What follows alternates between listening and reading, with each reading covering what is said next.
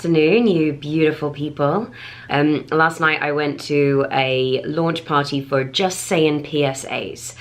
They are these fantastic, funny PSA videos by comedians about topics that they feel passionate about. That was created by an incredible man called Brent, who wanted to, I should know his last name, sorry, I'm the worst at like getting things right like that. He's a great guy, who wanted to sort of do something about the way the world was going and just really empower people that want to make a difference and say something, right? So he has made these beautiful videos. I shared one of them on the Facebook page yesterday, and last night I went to the launch party where there were some phenomenal comedians doing some really great stand-up, and they played some of the clips. Hi to everyone that's just joining. Feel free to say hello, let me know where you're from, tell me what's going on with you. Today I'll just be going over some things as it is Suicide Prevention Week, and the reason that I started Uplifting Content was because I wanted to provide uplifting content for people who are struggling, i.e. people that feel depressed and may feel suicidal. And one of the reasons is that I have felt that way in the past and have felt suicidal too. Fortunately, I've not lost an immediate friend or relative, but I know of a lot of my close friends and loved ones have lost, you know, brothers, friends, you know, parents. And so suicide is the idea that someone is suffering so much they want to end their life breaks my heart. And I know how painful, and I understand that feeling of helplessness, and that's why uplifting content exists. And so that's why this week I've been doing these specific Facebook Lives for this week. We've got DeCoursery Williams. Hi, I think I pronounced that wrong, but it's a cool name. Morris Mills. Hi, love. We got Robert McWeirter. Hi there. And Jay on the call. I should stop trying to say, you know, last names and first names because it's always a challenge for me. So let's get started. I wanted just to go over some things that, because sometimes, you know, when we've got a friend that's struggling, I don't always know what to say. My problem is I try to offer advice and fix things. That tends to be what I try and do. And so this is actually some really great advice on things that you can say to somebody that you are worried or concerned about. So first thing is we're going to talk about understanding suicide and some misconceptions that people have. So one of the myths is that people who talk about suicide won't really do it. The fact is, almost everyone who attempts suicide has given some clue or warning, so don't ignore even indirect references to death or suicide. Statements like, "You'll be sorry when I'm gone," "I can't see any way out," no matter how casually or jokingly said, may indicate serious suicidal feelings. So just pay attention to what your friends and loved ones are saying, and if you hear certain things that are concerning, bring it up. We'll talk about what to say in a bit.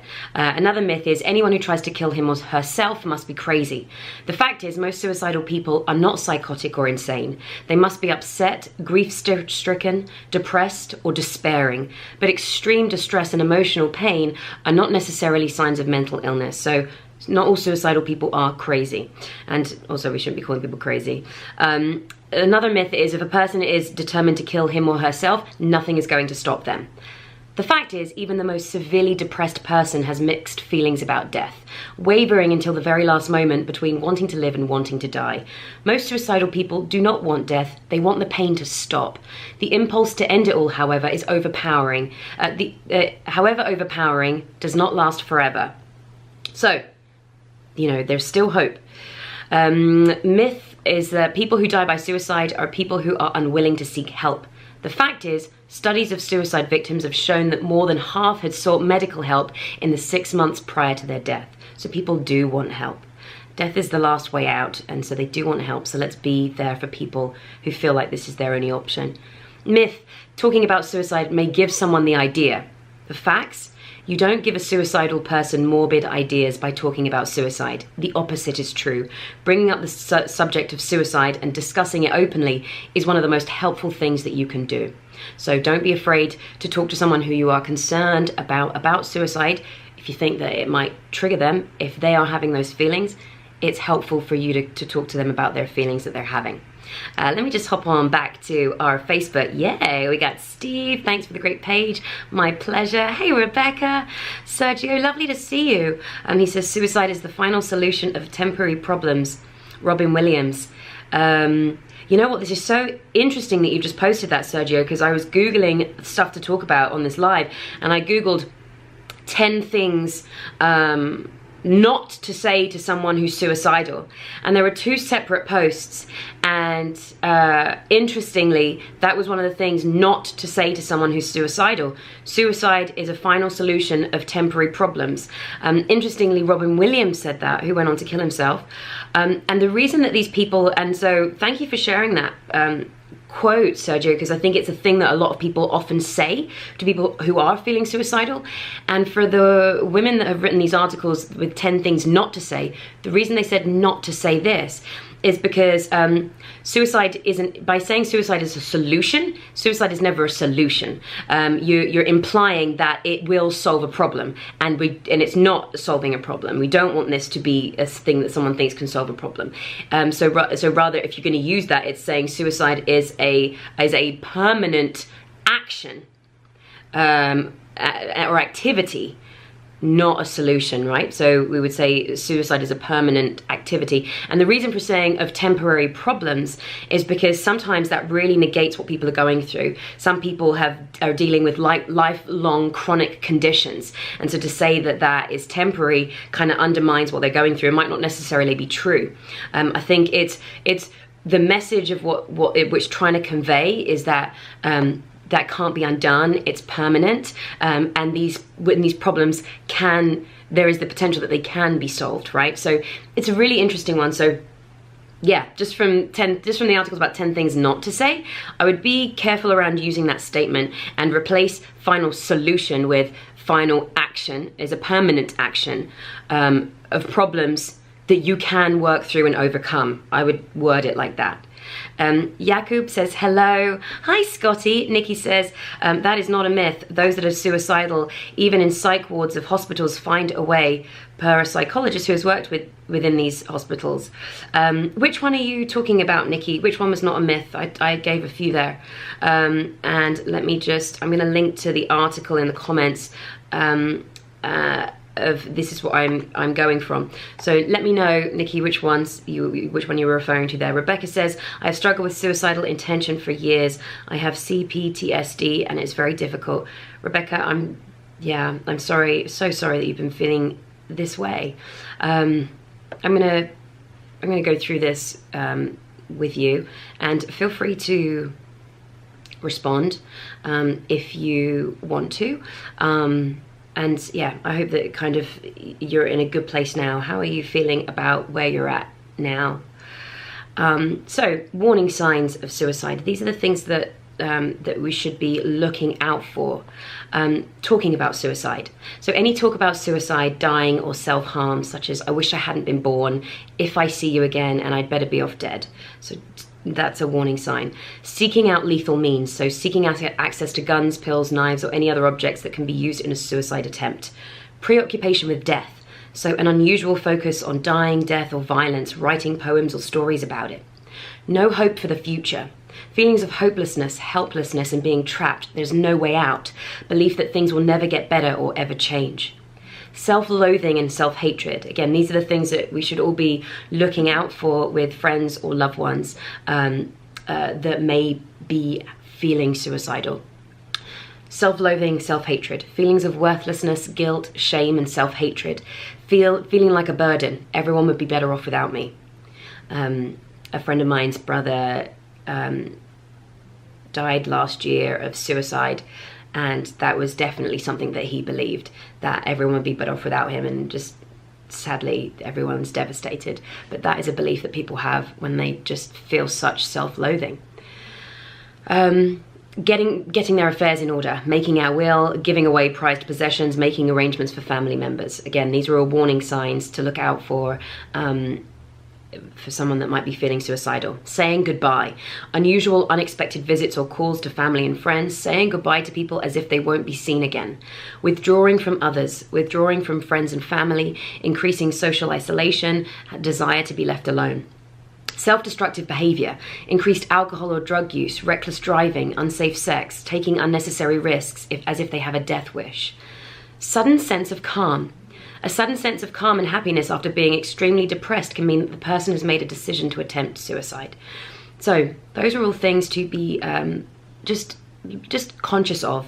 And if any of these things you see in people that you are close to you, just pay attention.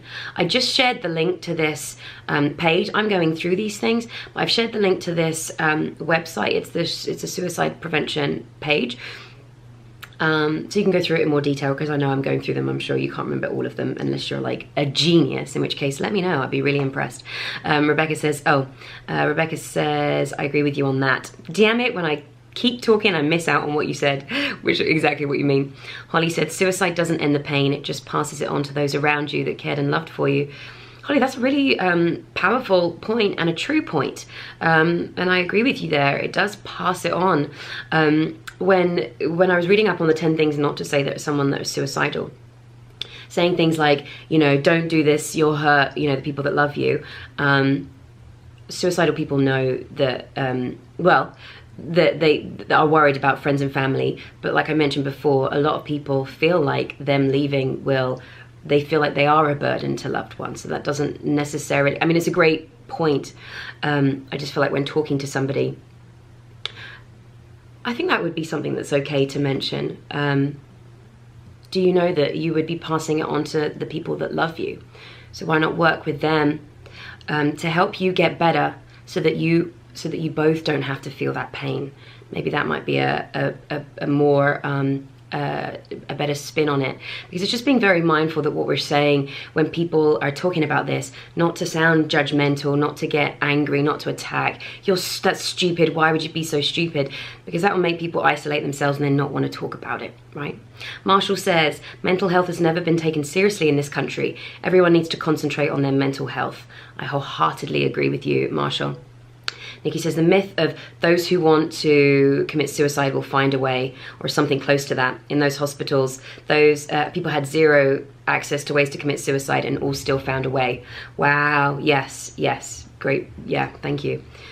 Erica says, thank you for doing this. The more we talk about suicide, the more we can help prevent it. No stigma, no shame. Here.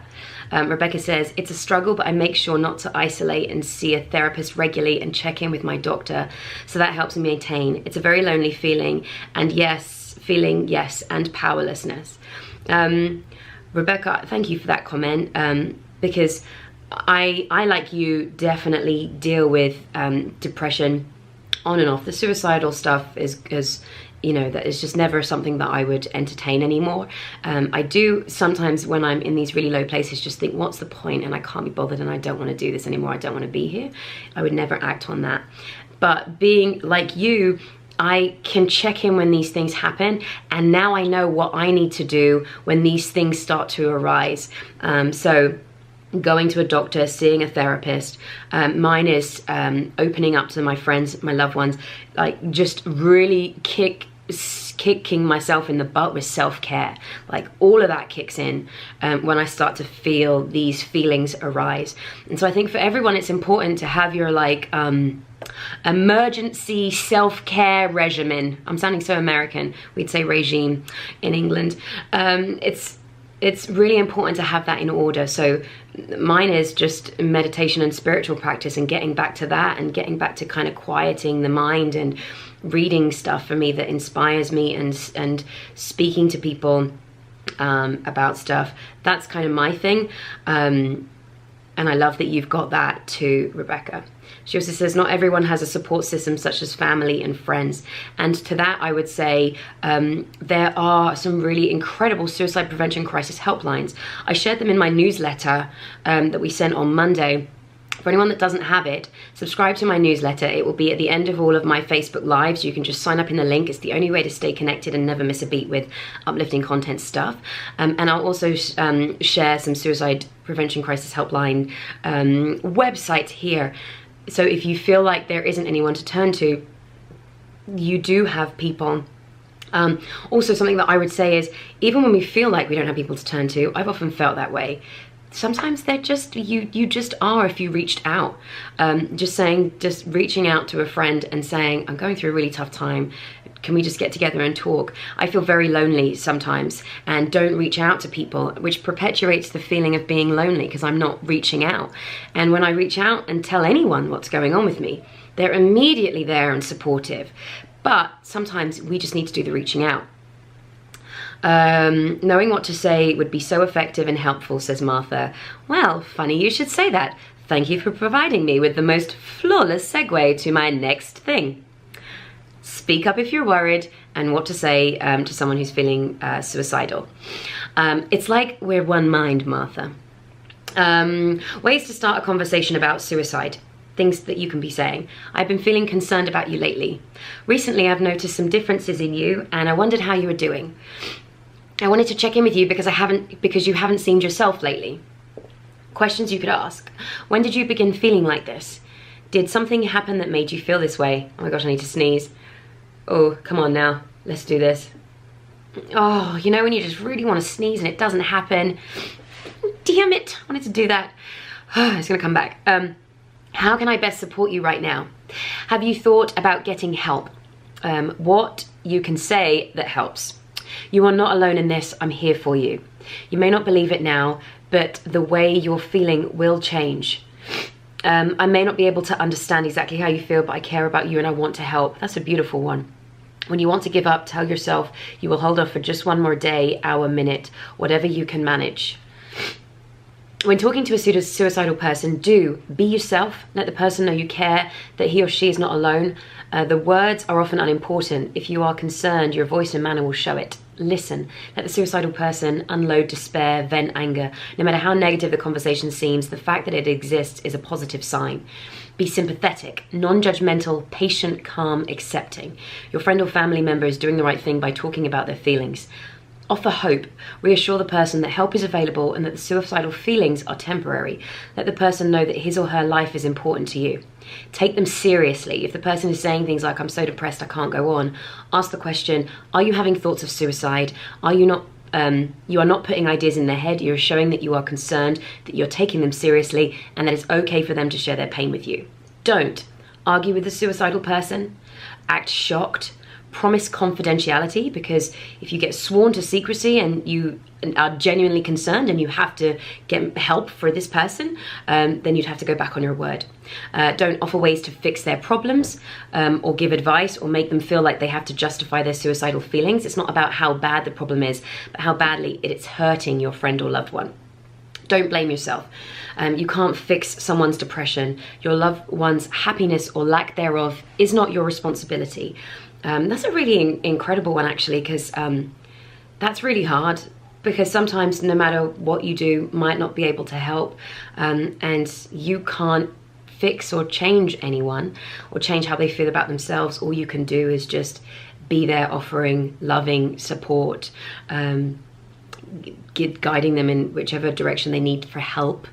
But yeah, whatever happens, or their feelings are not your responsibility. You cannot go in and make that better for them.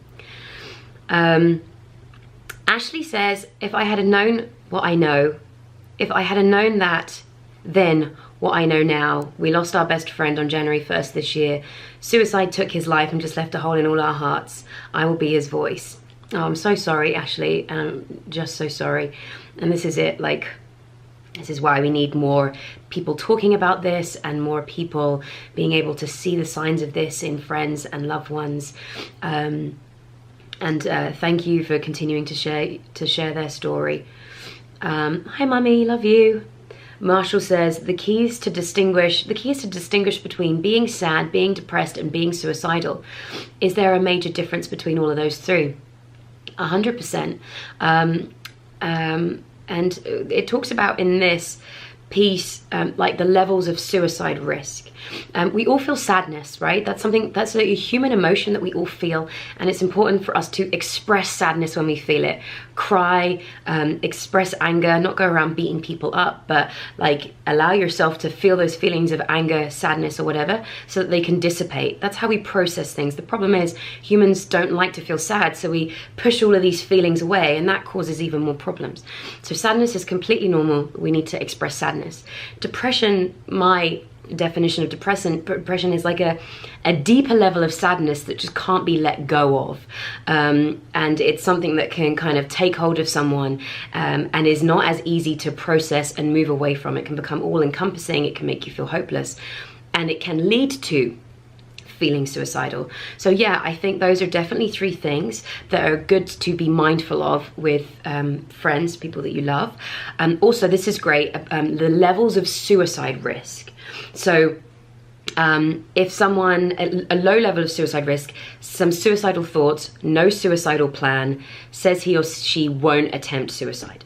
Moderate is someone that has suicidal thoughts, a vague plan that isn't very lethal, says he or she won't attempt suicide. Actually, sorry, let me do this the other way around. The ways in which you figure out the risk of somebody is to ask these 4 questions. Do you have a suicide plan? It's the planning part. Do you have what you need to carry out your plan, i.e. pills, guns, etc., means? Do you know when you would do it? Time set. Do you intend to take your own life? Intention. So by asking these questions, you can establish the risk of that person. So yeah, if low is when they're thinking about it, there's no plan, they said they won't do it. Moderate is where they've had the thoughts, they've got a vague plan, but it's not very lethal, but they say they won't do it. High risk is someone that has suicidal thoughts, they've had a specific plan that is highly lethal, and they say they won't attempt to do it. And severe is when they have suicidal thoughts, a specific plan that is highly lethal, and says that they will attempt. So those 4 questions would really help you figure out where someone is at. And then you can offer support, whether that's getting professional help. This is if it's kind of low risk. I mean, in all risks, I think getting professional help for sure. Follow up on treatment, being proactive, encouraging positive lifestyle changes, making a safety plan, so help the person develop a set of steps that they can promise to follow during a crisis, a suicidal crisis. It should identify any triggers that may lead to suicidal crisis, such as anniversary of a loss, alcohol, or stress from relationships. Also include contact numbers for the person's doctor or therapist, as well as any friends or family members that will help in an emergency. That's a really incredible one, actually. Remove potential means of suicide, like pills, knives, razors, firearms, and continue support over the long haul. And then one of the main things that it says, if someone is at high risk, don't leave them alone. Get them some support. Only if it's like a real emergency situation would you dial emergency services, like someone's about to jump off a bridge or, you know, has a gun. But be with them, get on a suicide prevention crisis helpline, call if that's what you need. So just wanted to go through that today because I just found this piece and I thought that it was incredibly helpful. I've shared the link to it. I'm going to share it in the comments here too. You can listen to this as a podcast episode. If you are listening to this as a podcast episode, thank you. You can find the link in the show notes so that it, you know, there's a lot of information there. It's quite hard to write it all down if you're on the go. Yeah, let me just read some of the final notes. Rebecca says, just saying I care or I am here for you or doing something nice for them, like bringing them a cup of coffee and giving them a hug, makes a huge difference. Just let them know without judgment or trying to solve their problems. Thank you. Yeah, beautiful, Rebecca. Aaron says, it's unfortunate that our medications to treat depression tend to make things worse and even more hopeless. Yes, it is incredibly unfortunate. And that's why I am not a fan of antidepressants without there being some type of talking therapy to help overcome issues, because I don't think drugs alone solve the cause of depression. Martha says, it's so easy to want to help and fix things. Thanks for saying that. Yeah, my pleasure. The reason I say it is because I do it a lot when I'm giving advice or talking to friends. I'm always trying to fix it and give the answers. And I can't. And also the being responsible thing. Rebecca says, yes, pushing it down makes it catastrophic when it resurfaces. Yes. All right, you beautiful, beautiful people. We'll see when I do a live tomorrow. I'm going to be driving to an event in Joshua Tree called Bhakti Fest tomorrow. It's a 4-day event of meditation, yoga, and music, I think it is. I've been feeling like I need to have a bit more of a spiritual connection and experience, just to sort of really sit in quiet quiet my mind, quiet my doubts and fears. I've got a lot of limiting beliefs around money, about my career and what I'm doing, and about relationships and being in a relationship with a guy. And so I'm really looking forward to this festival, and my intention is to release those limiting beliefs and sort of change them. So that's where I'll be going tomorrow. And so I'm not sure when I'll be able to do a Facebook Live, but I wanted to do one every day this week. So I'm going to do my best to commit to doing that. For now, thank you for everyone that's joined on this call, you beautiful, wonderful people. I look forward to speaking to you tomorrow. Take care. Bye.